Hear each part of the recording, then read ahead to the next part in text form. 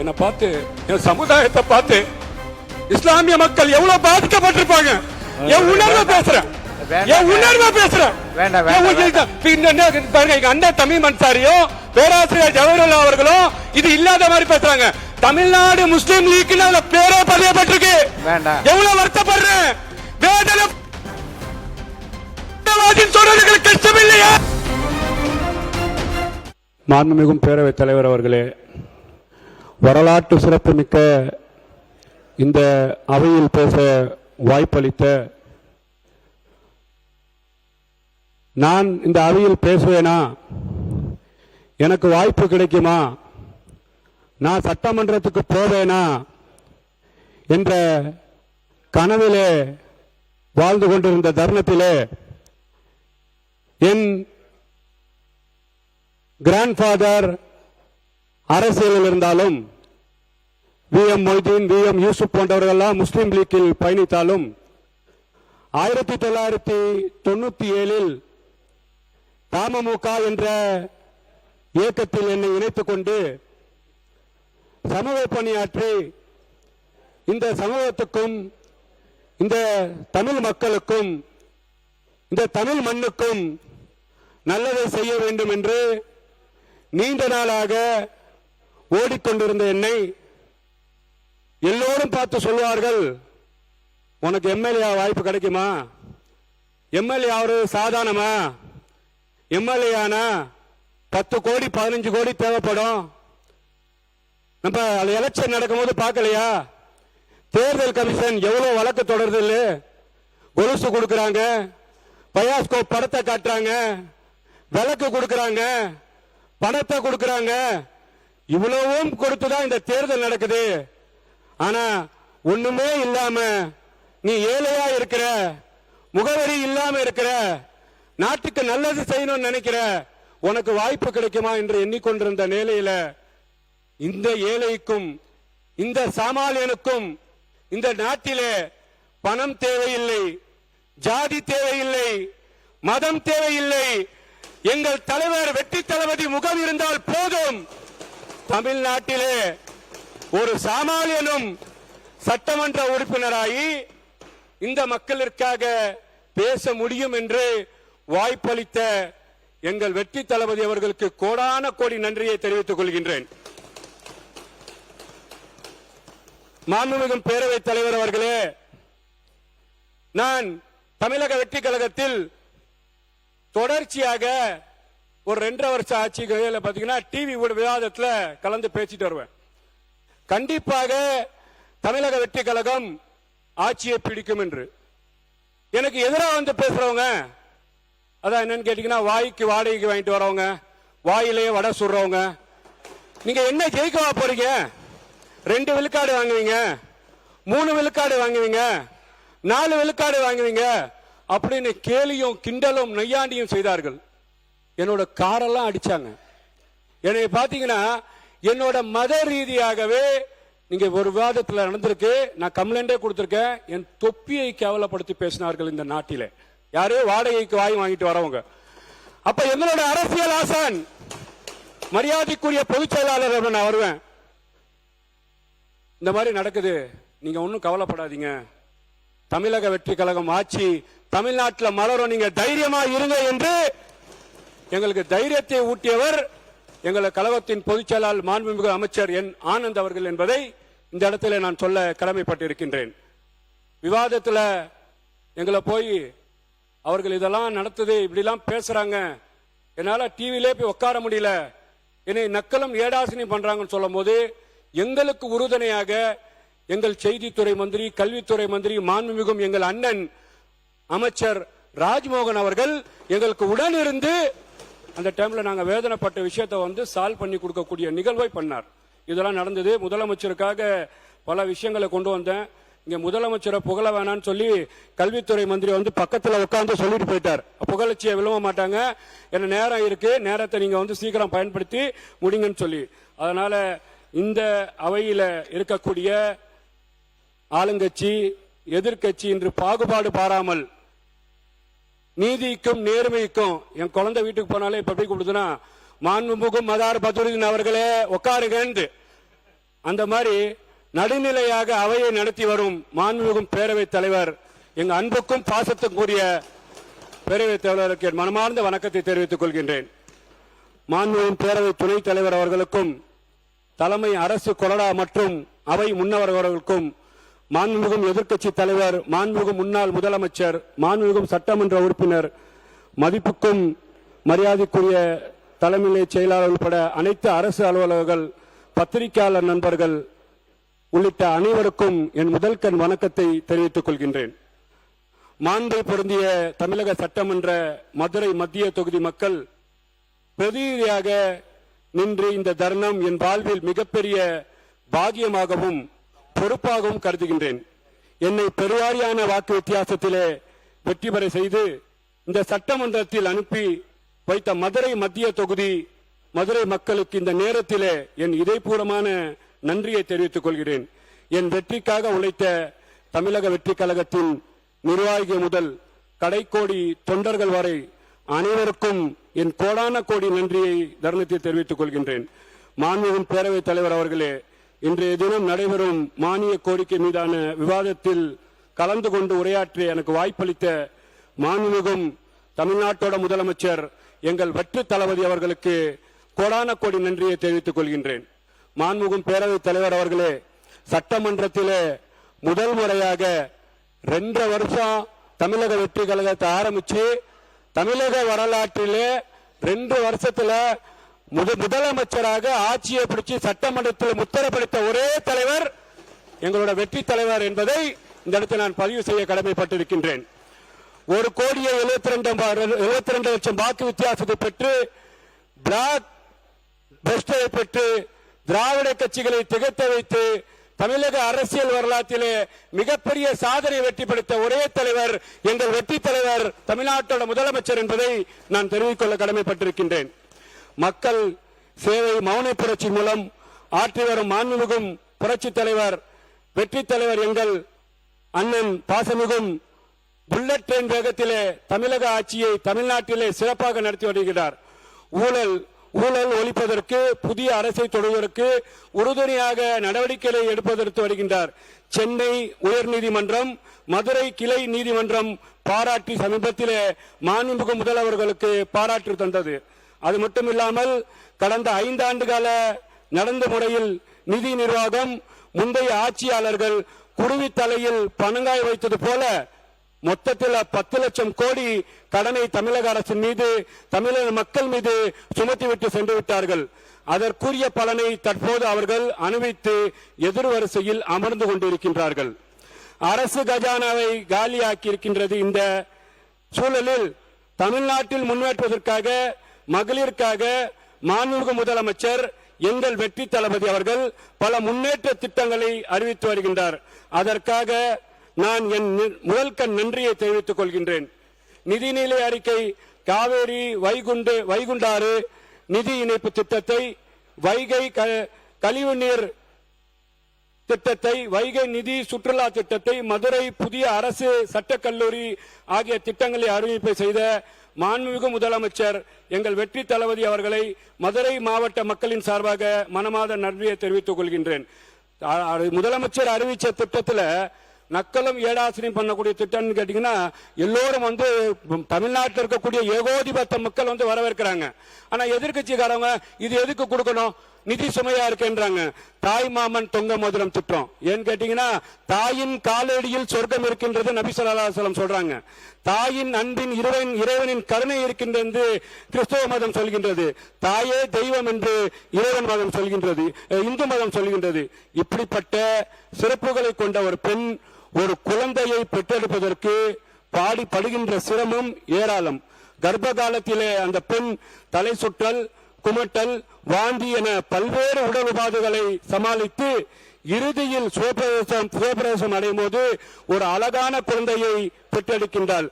இத்தகைய மகிழ்ச்சியான தருணத்தில் அவர்களுக்கு ஏழை தாய்மார்களுக்கு உதவுமாக தமிழ்நாட்டோட முதலமைச்சர் மாண்புமிகும் அவர்கள் தன்னை அவரின் உடன் பிறந்த அண்ணனாக கருத்தி அரசு மருத்துவமனையிலே பிறக்கின்ற குழந்தைகளுக்கு தாய்மாமா தங்கமோதிரம் திட்டத்தை கொண்டு வந்து தமிழ்நாட்டு பெண்களுக்கு கொடுத்த ஒரே தலைவர் எங்கள் வெற்றி தலைவர் என்பதை நான் தெரிவித்துக் கொள்கின்றேன்.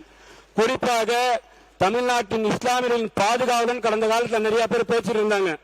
ஆனா உண்மையாகவே இஸ்லாமியர்களின் ஐவேல கடமையான ஹஜ்ஜுக்கு செல்வதற்கு, புனித ஹஜ் பயணத்துக்கு 35,000 மானியத்தை கொடுத்து அழகு பார்த்த ஒரு தலைவர் என்று சொன்னால் தமிழகத்தில் இருக்கக்கூடிய தமிழ்நாட்டோட முதலமைச்சர் வெற்றி தளபதியாக தான் இருக்கிறார் என்பதை நீங்கள் புரிந்து கொள்ள வேண்டும். தமிழ்நாட்டு இஸ்லாமிய மக்களுக்காக தமிழக வெற்றி கழகம் ஆரம்பிக்கும் போது தமிழ்நாட்டிலே என்ஆர்சி, சிஆர்சி என்ற சிஏ என்ற பிரச்சனை இந்தியா முழுக்க வந்தது. அன்னைக்கு தமிழ்நாட்டிலிருந்து தமிழக வெற்றி கழக தலைவர், எங்கள் தலைவர் வெற்றி தளபதி சிஏ என்ஆர்சி குரல் கொடுத்து இஸ்லாமிய மக்களின் பாதுகாவலாக இருந்தால் என்பதை இந்த தருணத்தில் நான் சொல்ல கடமைப்பட்டிருக்கின்றேன். அது மட்டும் இல்லாமல் வக்ஃபுக்கு எதிரான ஒரு சட்டம் வந்தது. வக்ஃபுக்கு எதிரான சட்டம் வரும்போது கேரள அரசாங்கமே அந்த வக்ஃபுக்கு எதிராக அரசாங்கம் உச்சநீதிமன்றத்தில் வழக்கு தொடர்ந்தது. ஆனா இங்க தமிழ்நாடு அரசாங்கம் என்ன பண்ணுது நம்ம இஸ்லாமிய மக்கள் பார்த்தாங்க. ஆனா இஸ்லாமிய மக்களுக்கு எதிரான சட்டம், இந்த சட்டத்தை யாராக இருந்தாலும் எதிர்க்க வேண்டும் என்று தமிழ்நாட்டு அரசியல் களத்திலே தமிழக வெற்றி கழக தலைவராக இருக்கும் போது இன்றைய முதலமைச்சர் வெற்றி தளபதி அவர்கள் சுப்ரீம் கோர்ட்ல வழக்கமாடும் சென்று இஸ்லாமிய மக்களை பாதுகாத்தர் என்பதுதான் இந்த நிராசன உண்மை என்று பார்க்கப்படுகின்றது. தொடர்ச்சியாகவே நான் என்னன்னு கேட்டீங்கன்னா, சர்சாரியா கமிஷன் இஸ்லாமியர்கள் வறுமை கோட்டு கீழே இருக்கிறாங்க, நீங்க பாத்தீங்கன்னா இஸ்லாமியருக்கு 5% உதவி கொடுக்கணும்னு சொல்லிக்கிறேன். எங்களோட கழகத்தின் பொதுச் செயலாளர் நானான்னு கூப்பிடுவேன், பாசத்துக்கூடிய நானா அவர்கள், நம்ம கண்டிப்பா அரசாங்கம் அமைஞ்சோன்னு கொடுப்போம் நானா.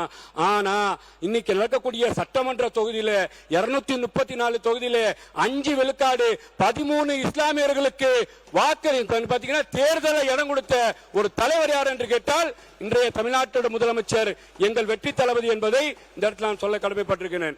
ஆனா கடந்த கால ஆட்சியில நம்ம புரிஞ்சா பாத்துக்கணும், இஸ்லாமியின் பாதுகாவலர் பேசினாங்க. காயிதே மில்லத் அவர்கள் எங்கள்கிட்ட தான் கடைசியா இஸ்லாமியர்கள் கொடுத்துட்டு போனாங்கன்னு பேசினாங்க.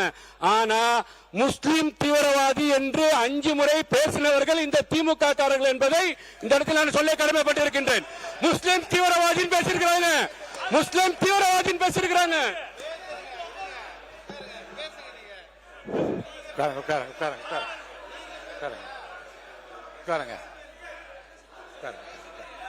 நீங்க ஒருத்தர் மட்டும் நீ சொல்லணுமா?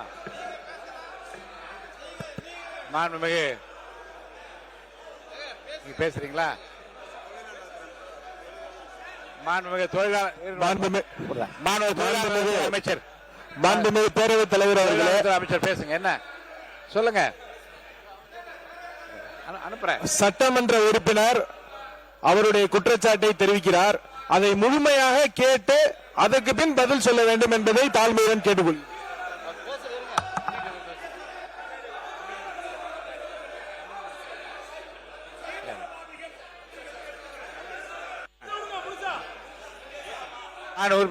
பேரவைத் தலைவர் அவர்களே, நான் பத்திரிகையாளர் செய்தியில சொல்லல.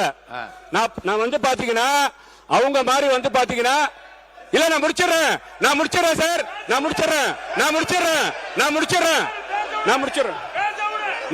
பத்திரிகையாளர் செய்தியில சொல்லல, நான் பத்திரிகையில வரக்கூடிய செய்தியை சொல்லல, ஆதாரத்தோட சொல்றேன். பத்திரிகையில வரக்கூடிய செய்தியை சொல்லல, ஆதாரத்தோட சொல்றேன். உட்காருங்க. நான் பத்திரிகையில வரக்கூடிய செய்தியை சொல்லவில்லை. உட்காருங்க. நான் பத்திரிகை வரக்கூடிய செய்தியை சொல்லவில்லை. உண்மைக்கு புறமான செய்தியை சொல்லல. நான் பாதிக்கப்பட்டிருக்கிறேன், நான் நசுக்கப்பட்டிருக்கிறேன், நான் கஷ்டப்பட்டிருக்கிறேன். நான் போற இடத்துல தீவிரவாதி உட்காருங்க.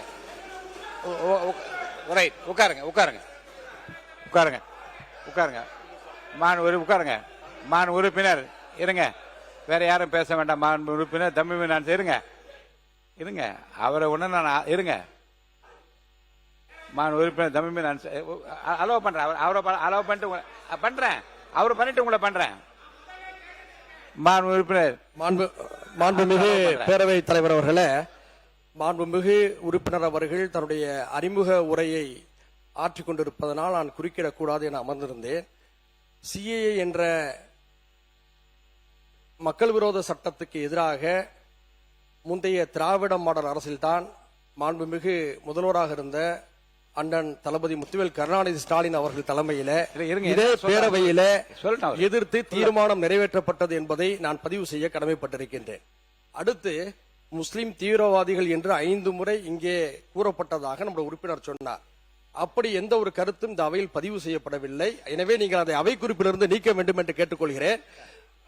ஒன்றை புரிந்து கொள்ள வேண்டும், சிறைவாசிகள் விடுதலையில் கூட ஏற்கனவே அதிமுக ஆட்சியிலே மாண்புமிகு அண்ணன் CV சண்முகம் அவர்கள் இருந்தபோது திண்டுக்கல் மீரான் மைதீன் போன்றவர்கள் விடுதலையாவதற்கு அவர் துணையாக இருந்தார். அடுத்து வந்த திமுக ஆட்சியிலே இது பற்றி பல முறையீடுகளை செய்த போது அவர்களுக்கெல்லாம் சிறை விடுப்புகளை தந்து அவர்களுடைய வாழ்க்கையில குறைந்தபட்ச மகிழ்ச்சியை ஏற்படுத்தியது முந்தைய திராவிட மாடல் அரசு என்பதை நான் பதிவு செய்கின்றேன். மாண்பு உறுப்பினர் ஜவஹர்லால் அவர். மாண்புமிகு பேரவைத் தலைவர் அவர்களே, சட்டமன்ற உறுப்பினர் தன்னுடைய அரசியல் வாழ்க்கையை எங்கள் பேரியக்கமான தமிழ்நாடு முஸ்லிம் முன்னேற்ற கழகத்திலிருந்து தொடங்கியதாக சொன்னார். அவருக்கு நான் நினைவுபடுத்த விரும்புகின்றேன். தமிழ்நாடு முஸ்லிம் முன்னேற்ற கழகத்தினுடைய கோரிக்கையை ஏற்று பிற்படுத்தப்பட்ட முஸ்லிம்களுக்கு 3.5 விழுக்காடு இடஒதுக்கீடை வழங்கியவர் முத்தமிழறிஞர் கலைஞர் என்பதை இந்த நேரத்தில் சுட்டிக்காட்ட விரும்புகின்றேன். வக்ஃபு திருத்த சட்டத்தை பற்றி கூறினார். வக்ஃபு திருத்த சட்டத்துக்கு எதிராக சென்ற சட்டமன்றத்தில் ஏகமனதாக தீர்மானம் நிறைவேற்றியதும் திராவிட முன்னேற்ற கழகத்தினுடைய அரசு என்பதை இந்த நேரத்தில் சுட்டிக்காட்ட விரும்புகின்றேன்.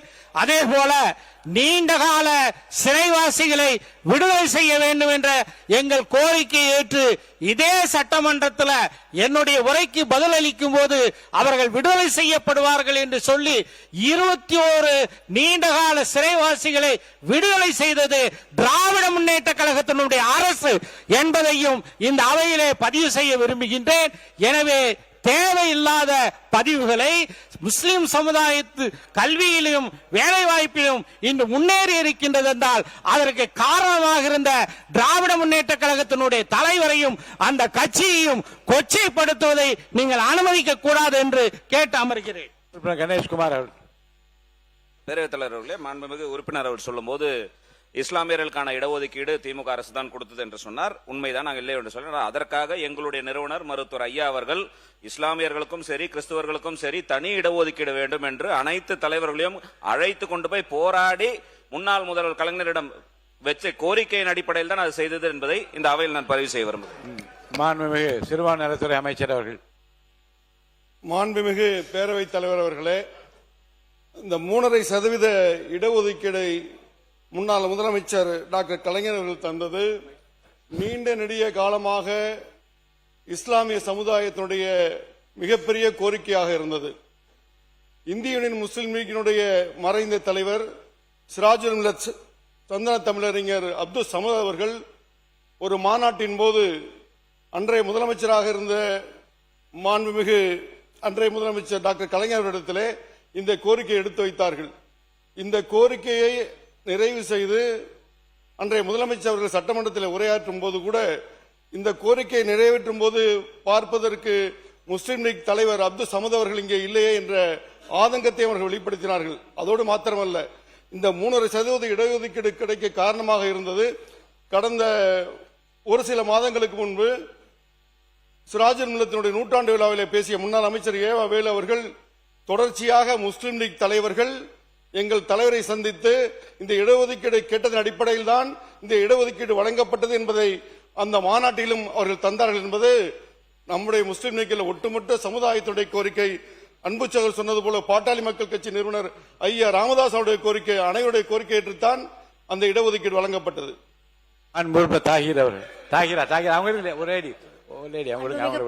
மாண்புமிகு பேரவைத் தலைவர் அவர்களே, இன்னைக்கு இவங்க சொல்றாங்க, நாங்க அதெல்லாம் சொல்லல. ஆனா சொன்னதுதான் அது இல்லன்னு மறக்கவே முடியாது. சொன்னதுதான் இல்ல, அவை குறிப்பிட்டு நான் நீக்கிறேன். அவைக்கு நீக்கிறேன். வேண்டாம் வேண்டாம் வேண்டாம் வேண்டாம் வேண்டாம் வேண்டாம். இப்ப மாண்பு பள்ளிக்கல்வித்துறை அமைச்சர் வேண்டாம் வேண்டாம் வேண்டாம் வேண்டாம் வேண்டாம் வேண்டாம். மாண்பு உறுப்பினர் வேண்டாம். மாண்பு வேண்டாம்னு சொல்ல உடனே மாண்பு உறுப்பினர் மாண்பு ஏவா வேலு அவர்கள் ஏவா வேலு ஏவா வேலு இங்க பாருங்க, இங்க பாருங்க. எதிர்கட்சி கொறடா முதல்வர் இவர் எந்த கட்சியில் இருக்காருன்னு கேளுங்க. அவரை வசந்த கார்த்திகேயன் அவர் நீங்க எங்க உட்காருறீங்க? நீங்க உங்க இடம் எது?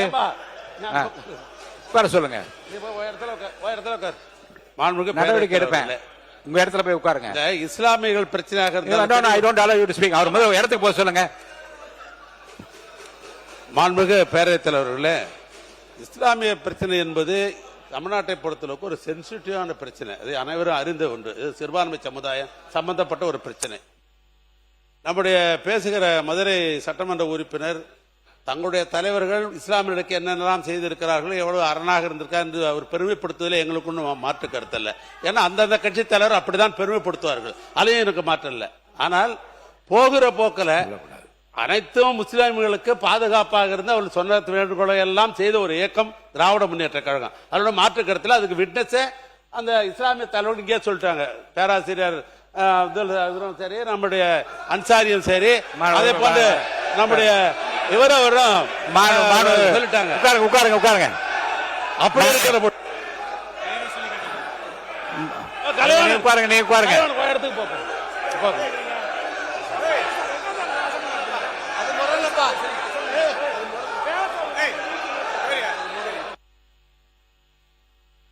உட்காருங்க உட்காருங்க, நீ உட்காருங்க, நான் பேசுறேன். உட்காருங்க உட்காருங்க, நான் பேசுறேன். உட்காருங்க உட்காருங்க உட்காருங்க உட்காருங்க உட்காருங்க உட்காருங்க, நான் பேசுறேன். உட்காருங்க. ஏனுங்க மாணவர் உட்காருங்க. நீங்க உட்காருங்க உட்காருங்க உட்காருங்க உட்காருங்க உட்காருங்க உட்காருங்க உட்காருங்க. என்ன இருங்க இருங்க இருங்க. உட்காருங்க உட்காருங்க உட்காருங்க உட்காருங்க. எல்லாம் உட்காருங்க, எல்லாம் உட்காருங்க உட்காருங்க உட்காருங்க. முதல்ல மாணவ பள்ளிக்கல்வித்துறை அமைச்சர் இது ஒரு உங்களுக்கு எல்லாரும் உட்காருங்க. ஒரு நொடி உட்காருங்க.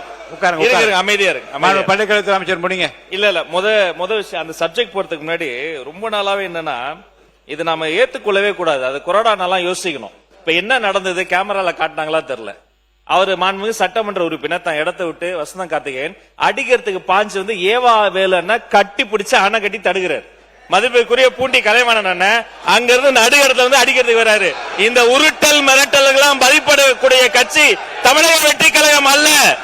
இதை போன்ற நாகரிகமற்று உருட்டுறது மிரட்டுறதுனாலதான் தமிழக மக்கள் தகுந்த தீர்ப்பு கொடுத்து அங்க உட்கார வச்சிருக்காங்க. தொடர்ந்து நான் பாத்துக்கிட்டே இருக்கிறேன். இந்த வேலை எங்க கிட்ட நடக்காது. ஒண்ணு, சபாநாயகருக்கு ஒரு மதிப்பு இருக்கு, சபாநாயகருக்கு ஒரு கண்ணியம் இருக்கு. அவர் எழுந்தா அனைவரும் அமரணும்.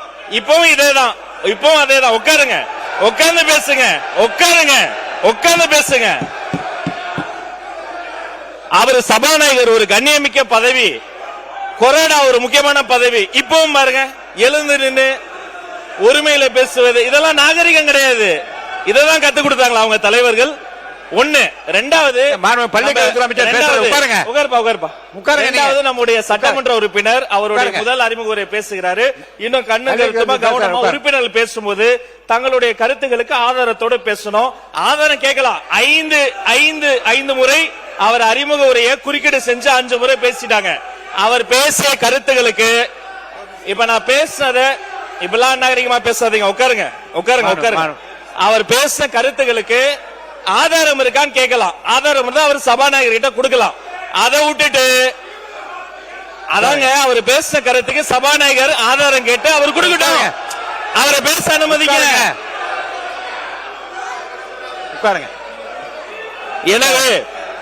எனவே மாண்புமிகு சபாநாயகர் மூலமா நான் தெரிவித்துக் கொள்வது என்னன்னா, தயவு செய்து அரசியல் கட்சியில் இருக்கக்கூடிய அனைத்து கட்சி உறுப்பினர்கள் சபை மாண்பை முதல்ல காப்பாற்றணும். ஒரு மூத்த உறுப்பினர் ஏன்சாலே எல்லாரும் உட்கார்ந்துடுறோம். அவர் கொரோனா ஏன்ஸ் நிக்கிறாரு, பின்னாடி இருந்து கத்துறீங்க. சபாநாயகர் ஏன்ஸ் நிக்கிறாரு, நடு கூடத்துக்கு வந்துட்டு வராரு, இன்னொருத்தர் தடுக்கிறார். இதெல்லாம் முறை அல்ல, மரபு இல்ல. முதல் முறை உறுப்பினர் பேசுறாரு, அவர் கருத்துக்கு அவர் பொறுப்பேற்றுக்குவாரு. அதுக்கு ஆதாரம் இல்லைன்னா அவை குறிப்பில் நீக்கலாம், அதுக்கு என்னவோ பேசலாம். 5 முறை குறுக்கீடு செஞ்சுட்டு அவர் ஆதாரம் வச்சிருக்காரா இல்லையா, அது உண்மையா இல்லையாங்கிறத அவர் பேச அனுமதிங்க. அப்புறம் பொறுமையா கருத்தால் எதிர்கொள்ளுங்க. இருங்க, உட்காருங்க உட்காருங்க உட்காருங்க.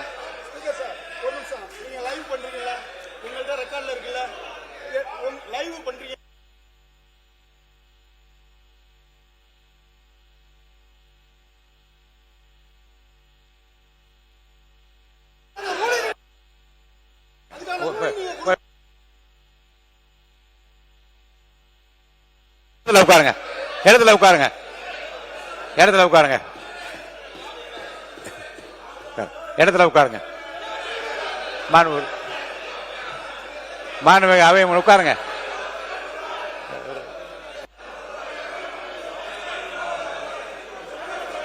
மாண்பு உறுப்பினர் உட்காருங்க. பேசு. மாண்புமிகு அவை முன்னவர், மாண்புமிகு பேரவைத் தலைவர் அவர்களே, உட்காருங்க. நீங்க எல்லாம் உட்காருங்க, தயவுசெய்து உட்காருங்க. எல்லாம் மாண்புமிகு பேரவைத் தலைவர் அவர்களே, உட்காருங்க.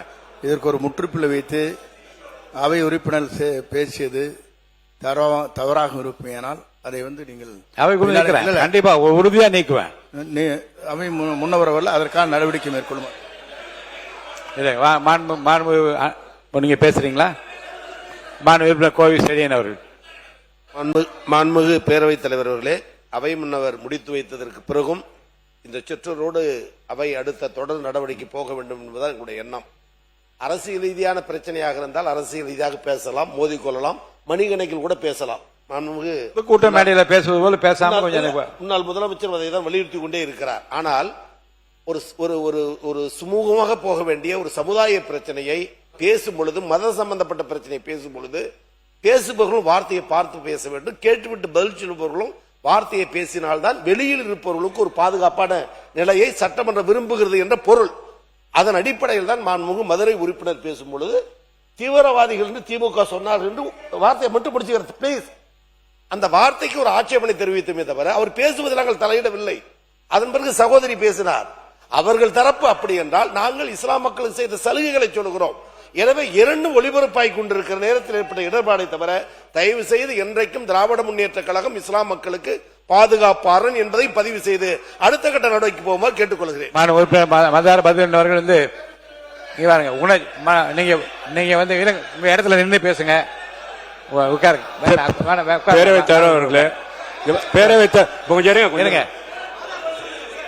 பேரவைத் தலைவர் அவர்களே,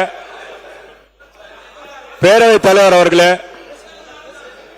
பேரவைத் தலைவர் அவர்களே,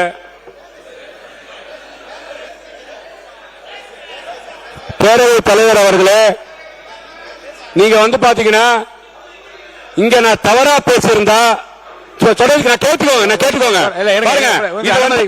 ஒரு நிமிஷம் சொல்லிடுறேன். உங்களை நான் அனுமதிக்க போ. நீங்கள் மேற்கொண்டு பேசுகிற விடயங்கள் ஆதாரப்பூர்வமாக இருந்தால் இருங்க. வந்து ஆதாரத்தை என்கிட்ட காட்டி விட்டு பேச நான் அனுமதி அளிக்கிறேன். இருங்க, உட்காருங்க, இருங்க. அதுக்குள்ள வந்து மாண்புமிகு உறுப்பினர் தமிமுன் அன்சாரி அவர்கள். மாண்புமிகு பேரவை தலைவர் அவர்களே, மதிப்புமிக்க இந்த பேரவையில முன்வைக்கக்கூடிய கருத்துகள் பேரவைக்கு வெளியே சட்டம் ஒழுங்கு பாதிக்கப்படுவதற்கு துணையாக போய்விடக் கூடாது. இங்கு இருக்கக்கூடிய மாண்புமிகு உறுப்பினர்கள் அனைவருமே சமூக நல்லிணக்கத்தின் மீது இயல்பாகவே நாம் அக்கறை வைத்திருப்பவர்கள், உருதாய் மக்களாக வாழ்ந்து கொண்டிருப்பவர்கள். அரசியலிலே ஆளுக்கு ஒரு கூட்டணியில இருக்கலாம், ஆளுக்கு ஒரு கட்சிகளிலே இருக்கலாம், அது அவரவர் தனிப்பட்ட விருப்பங்கள், நிலைப்பாடு. ஆனால் உணர்ச்சிகரமான ஒரு விவகாரத்தில பொறுப்பற்ற முறையில கருத்துக்களை பதிவு செய்வதெல்லாம் நீங்கள் ஏற்கக்கூடாது. இதற்கு ஒரு சில விஷயங்களை நான் இங்கே விளக்கமளிக்க விரும்புகின்றேன். பாட்டாளி மக்கள் கட்சியுடைய உறுப்பினர் சகோதரர் கணேஷ் அவர்கள் இங்கே குறிப்பிட்டார். என்னை பேச விடுங்க, என்னை பேச விடுங்க, என்னை பேச விடுங்க. நான் உங்களுக்கு நன்மையா தான் நான் பேச போறேன். இங்க இருக்கக்கூடிய முன்வரிசை அமைச்சர்களாக இருந்தாலும் சரி, பின்னால் இருக்கக்கூடிய ஆளுங்கட்சி உறுப்பினர்களாக இருந்தாலும் சரி, பதற்றத்தை உருவாக்குவதிலே நீங்கள் யாரும் ஆர்வம் காட்ட மாட்டீர்கள் என்பது எனக்கு தெரியும். நான் சொல்ல விரும்புவது என்னவென்று சொன்னால், ஒரு அவையிலே ஒரு கருத்து வந்த பிறகு முழுமையாக பேசுவதற்கு வாய்ப்புகளை வழங்க வேண்டும். அது திராவிட முன்னேற்ற கழகமாக இருந்தாலும் சரி, அண்ணா திராவிட முன்னேற்ற கழகமாக இருந்தாலும் சரி, அதுக்கு முந்தைய காங்கிரஸ் ஆட்சியாக இருந்தாலும் சரி, தமிழ்நாட்டில் ஆட்சி செய்கின்ற போது மதக்கலவரங்களை அவர்கள் ஒடுக்கியிருக்கிறார்கள், கட்டுப்படுத்தியிருக்கிறார்கள், மதவாதத்தை தடுத்திருக்கிறார்கள். எல்லாவற்றையுமே நாம் பாராட்டுகின்றோம், மனதார ஏற்கின்றோம். ஏனென்று சொன்னால் சிறுபான்மை மக்கள் சவளை பிள்ளைகள். தங்களுக்கு யார் ஆதரவாக இருந்தாலும் அரவணைப்பாக இருந்தாலும் அவர்களை கொண்டாடுவார்கள். இந்த நிலையில ஒரு பாராட்டையும் நன்றி நான் தெரிவிக்க கடமைப்பட்டிருக்கின்றேன். ஏனென்று சொன்னால் சூழ்நிலையை புரிந்து கொண்டு மாண்புமிகு அமைச்சர் அவை முன்னவருடைய வேண்டுகோளையும் ஏற்று, அண்ணன் செங்கோட்டையன் அவருடைய வேண்டுகோளையும் ஏற்று சர்ச்சைக்குரிய விஷயங்களை அவை குறிப்பிலே நீக்கிவிட்டோம் என்று சொல்லிவிட்டீர்கள், வரவேற்கிறேன். கூடுதலாக ஒரு செய்தி, சர்ச்சை அல்ல, இங்கே நம்முடைய பாட்டாளி மக்கள் கட்சி சகோதரர் கணேஷ் பதிவு செய்தார். இந்த முஸ்லிம்களுடைய இடஒதுக்கீட்டுக்காக அதிகமான மண்டல மாநாடுகளை நடத்தியவர்கள் நாங்கள் என்று சொன்னார். அது உண்மை. அதே போன்று களத்தில் மிகப்பெரிய போராட்டங்களை நடத்தியது தமிழ்நாடு முஸ்லிம் முன்னேற்ற கழகமும், அதனை அடுத்து தமிழ்நாடு தௌஹீத் ஜமாத் என்பதும் வரலாறு. இதே பேரவையில கலைஞர் அவர்கள் இருந்த பொழுது இதே கோரிக்கையை வலியுறுத்தி இந்திய தேசிய லீக்குடைய முன்னாள் தலைவராக இருந்த மரியாதைக்குரிய சம்ஸ்ரே மில்லத் அவர்கள் பேசினார்கள். பாட்டாளி மக்கள் கட்சியுடைய தலைவராக இருந்த ஜி.கே. மணியண்ணன் பேசினார்கள். காங்கிரஸ் கட்சியில இருந்த அண்ணன் ஹாரூன் எம்பி அவர்கள் பேசினார்கள். இப்படி பலரும் பேசியிருக்கிறார்கள். 2006 ஜெயலலிதா அம்மா அவர்கள் முதலமைச்சராக இருந்த போது இதற்காக ஒரு ஆணையத்தையும் அமைத்தார்கள். எல்லாருடைய வேண்டுகோளையும் ஏற்று கலைஞர் அவர்கள் நீண்ட காலமாக இந்த மக்களுடைய வலியை புரிந்து கொண்ட காரணத்தினால, இயல்பாக அந்த சமுதாயத்தோடு ஒரு பிணைந்த உறவு வைத்திருந்த காரணத்தினால அவர் 2007 ஆண்டு இந்த முஸ்லிம்களுக்கு 3.5%, கிறிஸ்தவர்களுக்கு 3.5% கொடுத்தார்கள். இதுல மாறுபட்ட கருத்து இருக்க முடியாது. எல்லா கட்சிகளும் அதை ஆதரித்தார்கள். இந்த அவையில ஆதரிப்போடு அது வெளிவந்திருக்கிறது. இது ஒரு பாராட்டத்தக்க மகிழ்வான வரலாறு. இந்த நிலையில இணக்கத்தை பாதிப்பை ஏற்படுத்தக்கூடிய வகையில எந்த கருத்தையும் யாரும் இனியும் சொல்ல வேண்டாம் என்ற அன்போடு நான் கேட்டுக்கொள்கிறேன். இந்துக்களும் முஸ்லிம்களும் தாய் பிள்ளையாக இருக்கக்கூடிய அற்புதமான ஒரு பூமி இது.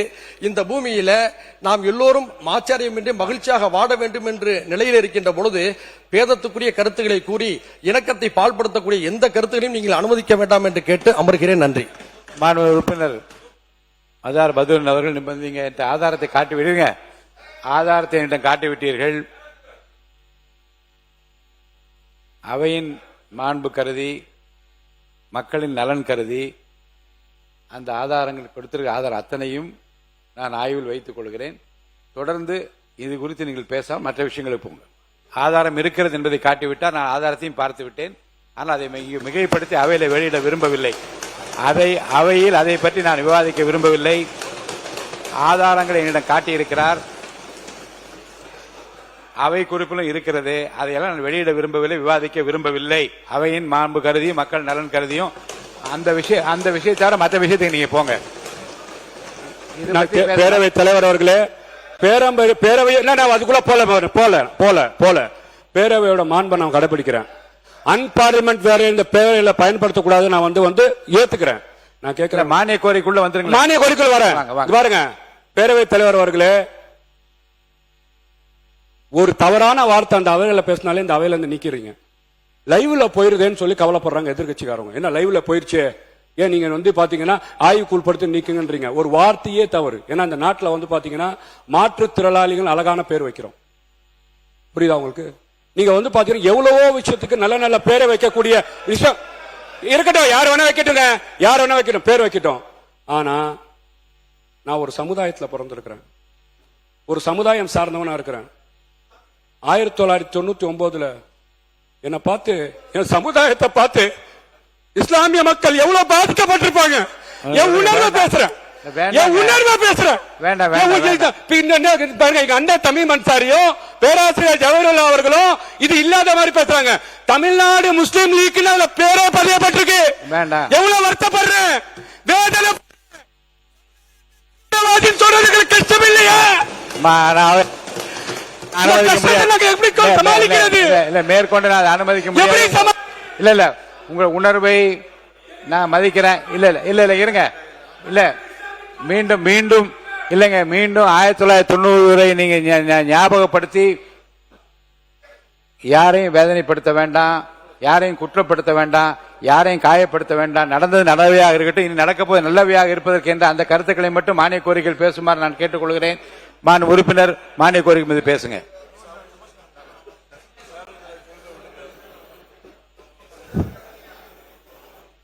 ஒரு முக்கியமான கோரிக்கைங்கய்யா. வருகின்ற செப்டம்பர் 14ஆம் தேதி மதுரை மீனாட்சி அம்மன் கோவில்ல வரலாறு சிறப்புமிக்க கும்பாபிஷேகம் நடக்க போகுது. அதுல நமது தமிழக வெற்றி கழகத்தின் ஆட்சி நடைபெற்று கொண்டிருக்கின்றது. இந்த நிகழ்ச்சியில மாண்புமிகு முதலமைச்சர் எங்கள் வெற்றி தலைவர் அவர்கள் வருகை தந்து விழாவை சிறப்பிக்க வேண்டும் என்று மதுரை மாவட்ட மக்களின் சார்பாக பணிவன்புடன் கேட்டுக்கொள்கின்றேன். மேலும் மாண்புமிகும் நீர்வளத்துறை அமைச்சர், மாண்புமிகும் மின்சாரத்துறை அமைச்சர், மாண்புமிகும் அறநிலைத்துறை அமைச்சர் உட்பட அனைத்து அமைச்சர்களும் பங்கேற்க வேண்டும் என்று போதுமான அடிப்படை வசதி, போக்குவரத்து மற்றும் பாதுகாப்பு வசதி ஏற்படுத்தி செய்ய வேண்டும். கும்பாபிஷேக நிகழ்ச்சியை முக்கிய இடங்களிலிருந்து மதுரைக்கு சிறப்பு ரயில்கள் இயக்கப்பட வேண்டும் என்று நான் அன்போடு கேட்டுக்கொள்கின்றேன். அன்றைய தினம் மதுரையில் உள்ள கல்வி நிறுவனங்களை விடுமுறை அளிக்குமாறு வேண்டி அன்போடு கேட்டுக்கொள்கிறேன்.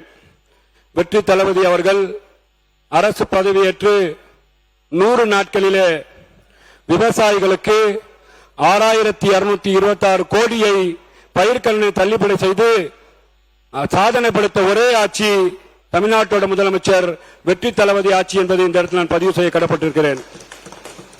தொழில்துறை சார்ந்து 1 லட்சம் கோடி தொழில் முதலீட்டை ஈட்டு சாதனை படைத்த ஆட்சி வெற்றி தளபதி ஆட்சி என்பதை நான் சொல்ல கடமைப்பட்டிருக்கின்றேன். எல்லாரும் பேரு தான் வைப்பாங்க.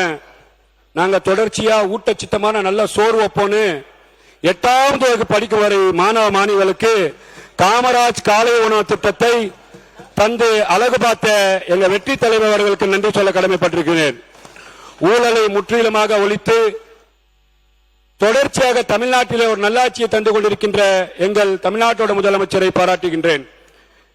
கோவில் பக்கத்தில் இருக்கக்கூடிய, மசூதி பக்கத்தில் இருக்கக்கூடிய, சர்ச்சு பக்கத்தில் இருக்கக்கூடிய, பள்ளிக்கூடங்கள் பக்கத்தில் இருக்கக்கூடிய வந்த ஒரே நாள்ல தொடர்ச்சியாக வேகமாக செயல்பட்டு 717 மதுபான கடைகளை மூடி சரித்திரம் சாதனை படைத்த எங்கள் வெற்றி தலைவர் அவர்களுக்கு நன்றி பாராட்டுகின்றேன். மாண்புமிகு பேரவைத் தலைவர் அவர்களே, இந்த முழுவதும் உள்ள ஆன்மீக அன்பர்கள் தினந்தோறும் வந்து வழிபாடும் அருள்மிகும் அன்னை மீனாட்சி அம்மன் ஆலயம் 13 நூற்றாண்டு சேர்ந்து அங்கே இருக்கின்றது. காஜியார் பெரிய பள்ளியாசல் சிறப்பு கட்டடக்கலை கொண்ட ஸ்டென் மேரி கேத்தலிக் சர்ச் ஆகிய அமைந்துள்ளது மதுரை மாநகராகும்.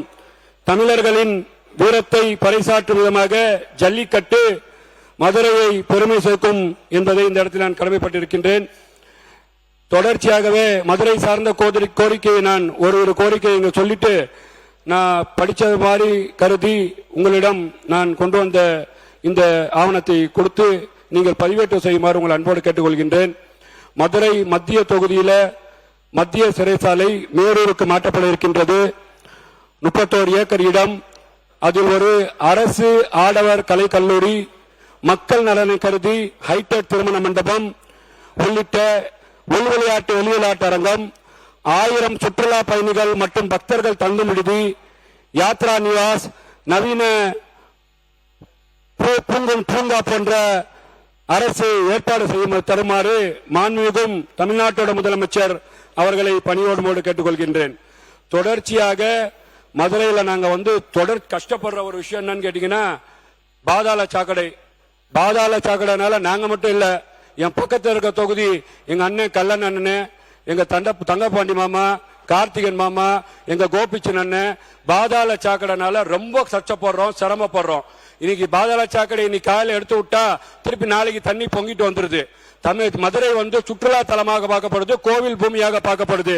இதை பாதாள சாக்கடை வசதி இல்லாத சிரமம் ஏற்படுகின்றது. பாதாள சாக்கடை வசதியை ஏற்படுத்தி தருமாறு உங்களை பணிவன்போடு கேட்டுக்கொள்கின்றேன். முடிச்சிடுறேங்க சார்.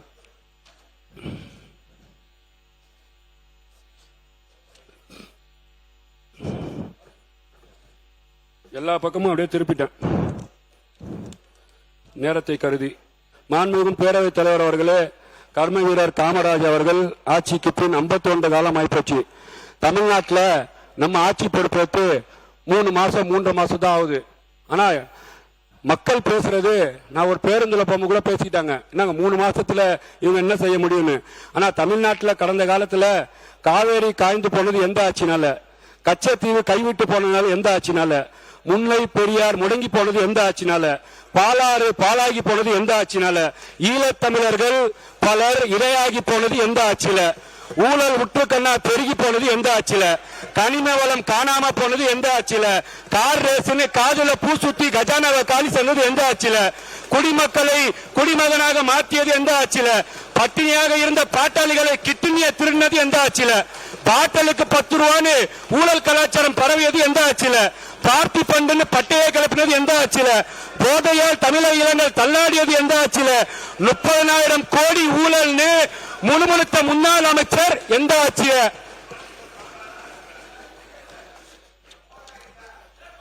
முதலீட்டுகளை ஈர்ப்பதாக கூறி வெளிநாடு முதலில் செய்து எந்த ஆட்சியில, சட்ட ஒழுங்கு சீர்திருத்தி சந்தி சிரிச்சது எந்த ஆட்சியில, சுயநலத்துக்காக சாலை முதல் சத்தன முட்டை வரை ஊழல் நடந்தது எந்த ஆட்சியில, மக்கள் பணத்தை மைனர்கள் மஞ்ச குளித்தது எந்த ஆட்சியில, தமிழர்கள் தாரை தாரையாக கண்ணீர் வலித்தது எந்த ஆட்சியில, அலைக்கட்டு ஊழல் நடந்தது எந்த ஆட்சியில, ஆக மொத்தத்தில் தமிழ்நாடு நாசமா போனது தீய சக்தி ஆட்சியிலே.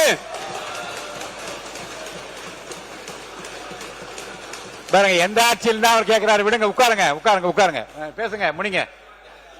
ஆனா தலைவர் ரொம்ப தெளிவா சொல்றார், யார் தப்பு செஞ்சாலும், யார் தப்பி செஞ்சிருந்தாலும், யார் தப்பு செஞ்சு கொண்டு இருக்கிறாங்களோ கண்டிப்பாக நடவடிக்கை எடுக்கப்படும்.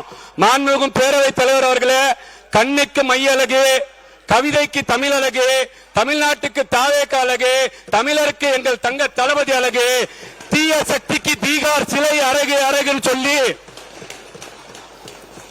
அன்னை நாடு குடும்ப ஆதிக்கத்தை ஒழித்து எங்களுக்கு அளித்த பரிசு கேலியும் கிண்டலும். காலம் செய்து விட்டது. கேலிக்கும் கிண்டலுக்கும் நாங்கள் அஞ்சவில்லை. இது எங்களுக்கு திருநாளாகும். பெற்றெடுத்த தாய்நாட்டு மண்ணு, பெற்றெடுத்த தமிழ் மண்ணு, பெற்றெடுத்த தாய்நாட்டு மண்ணு, பெற்றெடுத்த தமிழ் மண்ணு. தமிழக அரசியல் களத்திலே நிரந்தர முதலமைச்சராய் எப்போதும் களத்தில் நிற்கக்கூடியவர் வெற்றி தளபதி, வெற்றி தளபதி, வெற்றி தளபதி, வெற்றி தளபதி, வெற்றி தளபதி என்று சொல்லி, வாழ்க தமிழ், வளர்க தமிழ், ஜெய்ஹிந்த் என்று சொல்லி, அன்னை நாடு ஜெய்ஹிந்த் என்று சொல்லி, எண்ணிய முடிதல் வேண்டும், நல்லவை எண்ணம் வேண்டும், திண்ணிய நெஞ்சம் வேண்டும், தெளிந்த நல் அறிவு வேண்டும், பண்ணிய பாவம் எல்லாம் பனிதமுள் பணியை போல நன்னும் நிற்பாக்கென்னும் நசித்திட வேண்டும் என்று இறைவாக்கு நன்றியை சொல்லி, பேரவைத் தலைவர்களுக்கு நன்றியை சொல்லி, முதலமைச்சருக்கு நன்றியை சொல்லி, அமைச்சர்கள் நன்றியை சொல்லி, வாய்ப்பளித்த அத்தனை நல்லுள்ளங்களுக்கும் என் நேரத்தை கருதி நன்றி பாராட்டி விடைபெறுகிறேன். நன்றி, வணக்கம்.